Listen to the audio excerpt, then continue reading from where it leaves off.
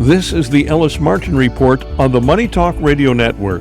Today I'm joined by Dustin Haines, Chief Executive Officer of EchoIQ Limited, trading on the ASX under the symbol EIQ and in the US on the OTC under the symbol ECHQF.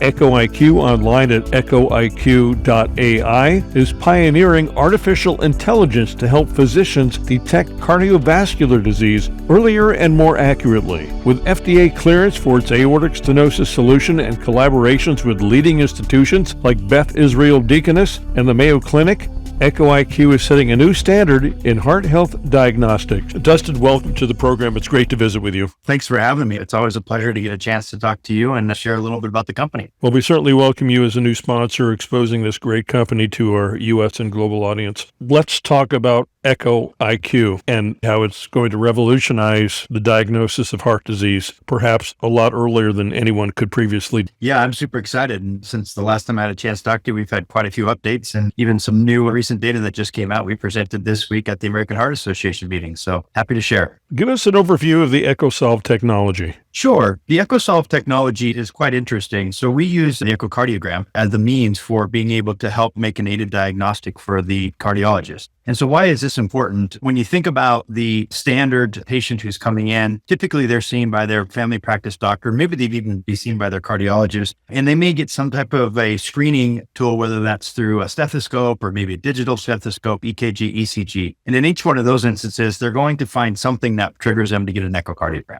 And that's going to be your first point as you come into care to really understand what is the disease we're trying to deal with. So as we work on that echocardiogram, that's an ultrasound, it's a 2D image of the heart. What's incredible about that tool is how much data is collected. And obviously there's images, so that physicians are looking at the images and they're able to make decisions. But behind that are a series of measurements and metrics that are taken. In fact, there's about 140 of them that sit on the machine. So what we've actually designed is a tool, an AI algorithm. In fact, it's a multimodal, multidimensional neural network to be able to synthesize all of that information that's taken from that patient's echocardiogram and actually make a 3D version of that patient's heart. And effectively, it's a phenotype of that patient's heart. And maybe think of it like a digital fingerprint of that patient's heart. And so with the algorithm, we're able to train it against over 1 million other echocardiograms to be able to start to understand what's happening with that patient, both from a presence of a disease, and that's what we can give the physician. So if the patient in this case meets the guidelines defined disease for aortic stenosis, we will provide that to the physician. Or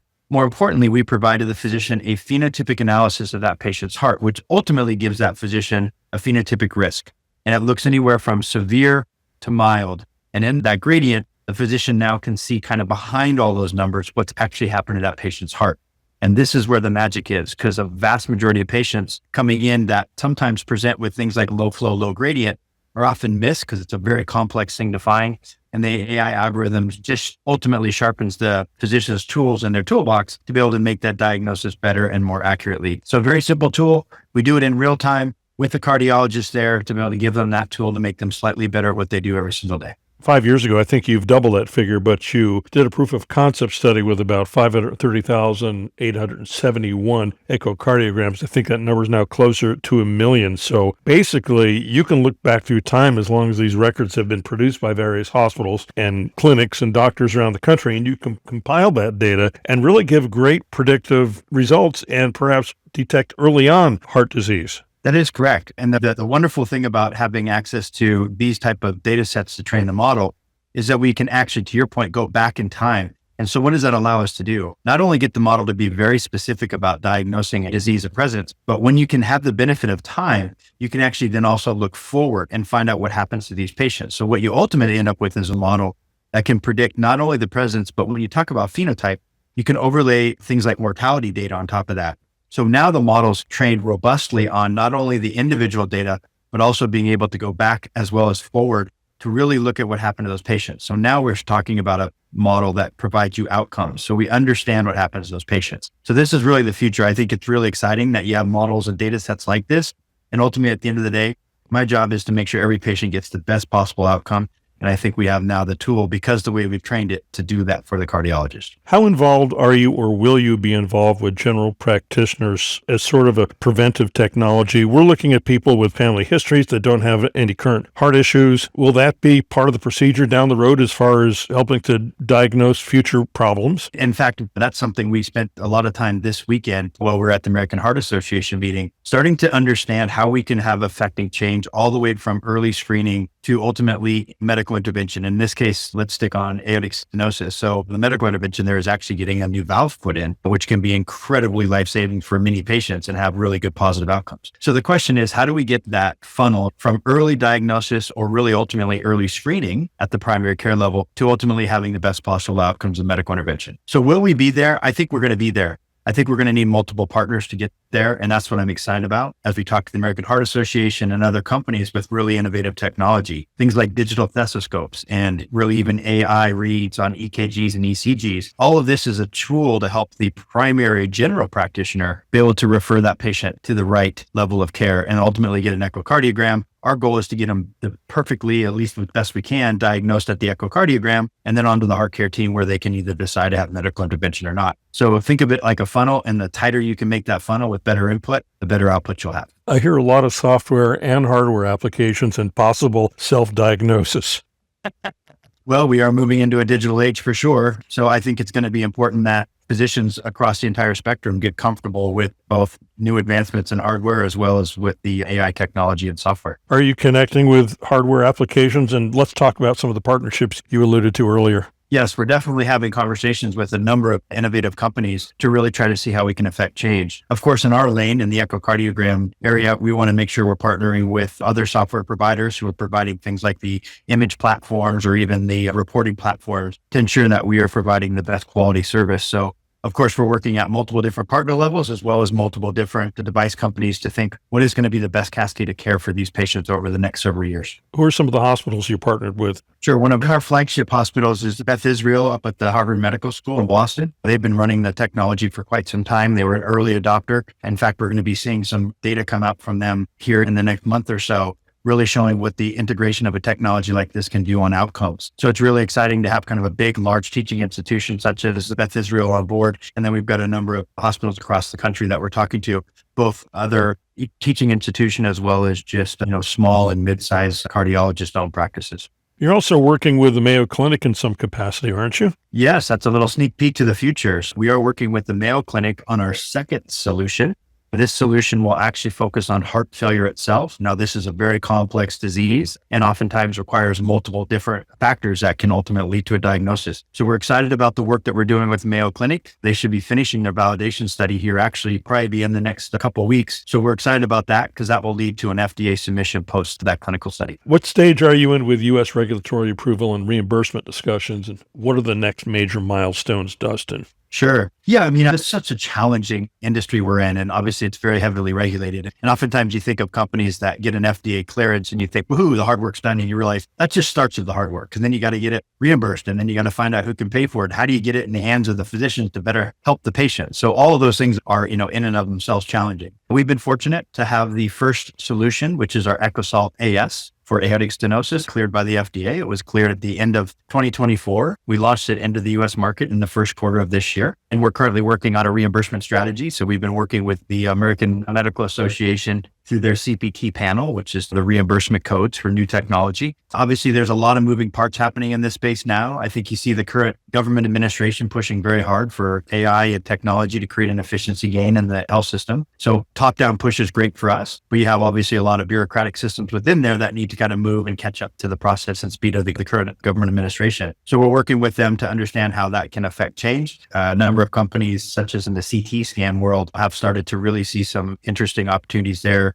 HeartFlow being one of them, had just a new IPO coming out with really strong reimbursement on ACT AI algorithm. And we also see that in heart failure as well. So we're working with the government is a long answer to that. And we should be seeing some reimbursement opportunities come in the near term. And then of course, with other companies looking at opportunities here, we think that this is going to open up the scale for many, many different routes of reimbursement. How are you addressing clinician trust in that area? What are the doctors saying about this? Is there a lot of buzz when you attend a conference? Give us an outlay of what that looks like. Sure. And I think of physicians, as each and every one of us are consumers everywhere else in the world. I think all of us are taking a journey on how much we interact with AI. At some point, I think every one of us are going to be doing it, whether we like it or not, whether it's on our phone or whether it's on the airplane we fly. AI is part of life. And I think the physicians are working through where their comfort level is. I think the best thing for us, as we're finding with many of the customers, is this isn't a tool that replaces what they do. This simply makes them better at what they do. And that's going to be the key thing. And I don't think we're ever in a place where, maybe in the future, but nowhere near where we're telling the physicians AI replaces what you do. The physician's understanding of the human being and the heart is going to be too critical in this decision making.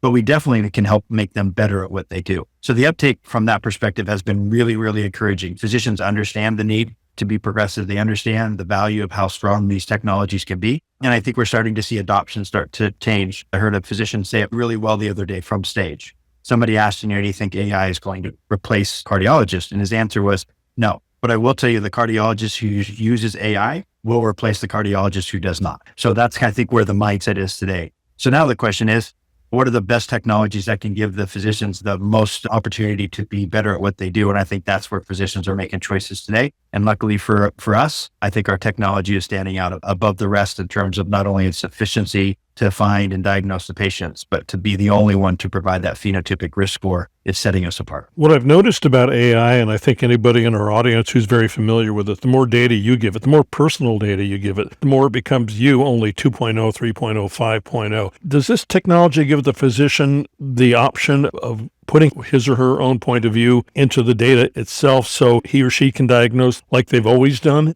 only better? Absolutely. And I think that's the key to our technology, even the way we work with the FDA to get it cleared. We are an aided diagnostic tool, meaning that I am one component of the decision that physician should be making to ultimately help that patient get the right outcome. And so what we do with the physician is we work with them to ensure, even if they make some changes, which every one of them will do, they get the echocardiogram back. Oftentimes the image is blurry, or maybe they don't like the way the measurement was calculated. They'll put their own measurements and calculations in, and we simply run behind the scenes to help them with that. So if they make a change, we can let them know what that change does to the ultimate outcome for the patient. So at the end of the day, I used to joke to the physicians, I give you the answer to the test before you take it. But reality is, I think we actually give you the answers to the test after you take it. And so we're working directly with the physician to have that extra bit of layer that they don't normally see with their naked eyes. What about competition? How proprietary is the Echo Solv and Echo IQ system? Yeah, like anything in software, you got to make sure that you can protect your software as best you can. Obviously, one of our biggest competitive moat is the partnership we have with the National Echo Database of Australia.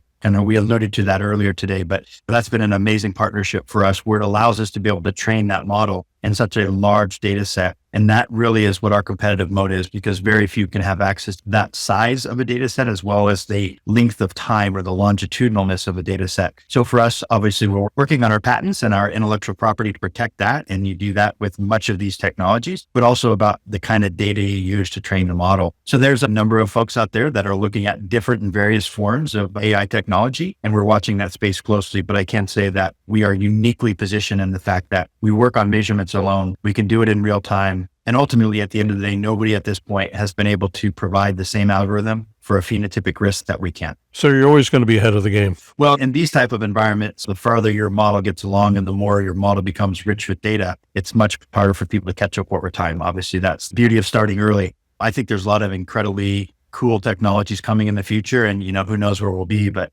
I think for us, having an FDA clearance for one makes that very challenging for others to come into the space. And then for the other is to have access to a data set like we have, and working in the partnership with Meta separates us from most of the other companies today. Now, I'm going to ask an obvious question, but the audience needs to hear the answer. You're an Australian-based company. You're operating in the U.S. What was the decision behind trading here in the U.S. on the OTC? Yeah, well, it's interesting. I started the company in January, and one of the things I said first meeting on the board was we need to be a US-based company. The US healthcare system is such an important part of the global health system, and we have to be in the US, and therefore I need to be in the US, and we need to make sure the company is focused on the US market. So that was a really big focus for us as we came in. And then, of course, it's how do we have the opportunity for investors who are really interested in the technology to have an opportunity to participate. And it's very hard for a lot of folks, I get it in the US, to buy on the Australian exchange. So the OTC is a really great way for US investors to still be part of the company's growth and part of the future. by having an opportunity to buy in the U.S. We're going to talk in a couple of weeks. What do you think that conversation will be about? Well, I think the main thing to think about for where we're at now is obviously the way we're integrating with the technology, but more importantly, what the heart failure new solution is going to be coming. So we've been very clear publicly signaling that that is going to be submitted to the FDA, hopefully before the end of the year. So in a couple of weeks, I'm hoping to be able to talk about the validation study done, the FDA submission in, and a second solution coming by Q1 of 2026. Dustin, thank you so much for joining me. I'll see you in a few weeks. Yeah, thank you very much. Great talk to you. I've been speaking with Dustin Haines, Chief Executive Officer of EchoIQ Limited, trading on the ASX as EIQ and in the US on the OTC as ECHQF. EchoIQ's proprietary AI platform is defining cardiovascular diagnostics, giving physicians new tools to improve patient outcomes worldwide. To learn more, visit echoiq.ai or follow the company under the symbols EIQ and ECHQF. For the Ellis Martin Report and the MoneyTalk Radio Network, I'm Ellis Martin.